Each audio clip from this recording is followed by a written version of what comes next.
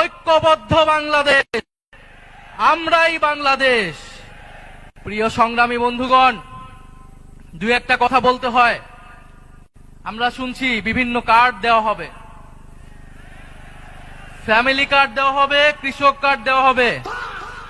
আমরা চাই কার্ড দেওয়া হোক, জনগণ সুবিধা পাক, কিন্তু এই কার্ড জনগণ পর্যন্ত পৌঁছাবে তো?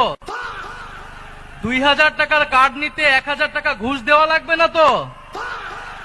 তাহলে ঘুষ, চাঁদাবাজি সেটা যদি আমরা নির্মূল না করতে পারি, এই সকল সুযোগ সুবিধা কি জনগণের কাছ পর্যন্ত পৌঁছাবে?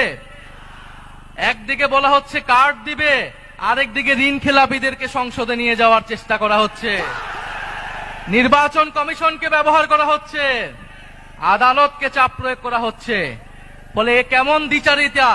যদি প্রকৃতপক্ষেই জনগণকে সুবিধা দেওয়ার নিয়ত থাকে, তাহলে কেউ ঋণ খেলাপিকে নমিনেশন দিতে পারে না।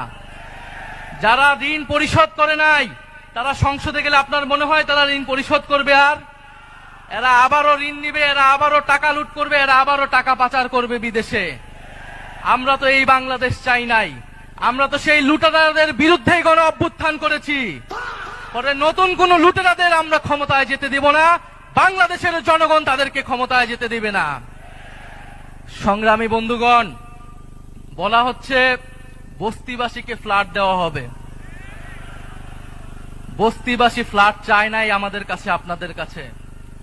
বস্তিবাসী চায় নিরাপদ জীবনের নিশ্চয়তা, বস্তিবাসী চায় মর্যাদাপূর্ণ কর্মসংস্থান। বস্তিবাসীকে ঢাকা শহরে আজ পর্যন্ত যারা ফ্ল্যাট দেওয়ার অঙ্গীকার করেছে, তারা বস্তি উচ্ছেদের পরিকল্পনা করেছে। তারা বস্তিতে আগুন লাগিয়েছে, বলা হয়েছে আপনাদেরকে ফ্ল্যাট দিব, আপনারা বস্তি থেকে উচ্ছেদ হন। আমরা আল্লাহ না করুক হয়তো এই ধরনের কোনো প্ল্যান নাই। জান্নাতের মালিক আল্লাহ, অবশ্যই মহান সৃষ্টিকর্তা, আর ভোটের মালিক জনগণ, ভোটের মালিক নাগরিক।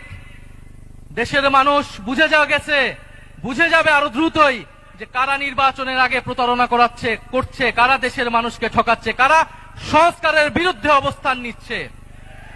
প্রিয় সংগ্রামী বন্ধুগণ, 12ই ফেব্রুয়ারি 10 দলীয় নির্বাচনী ঐক্যের সমর্থিত যার প্রার্থী রয়েছেন, যার যেখানে মার্কা রয়েছে, এই ঢাকা 15 আসনে দাঁড়িপাল্লা, অন্যান্য আসনে শাপলাকলি, রিক্সা সহ 10 দলীয় জোটের যেই মার্কাগুলো রয়েছে, আপনারা তাদেরকে জয়ী করবেন, তাদের সাথে থাকবেন।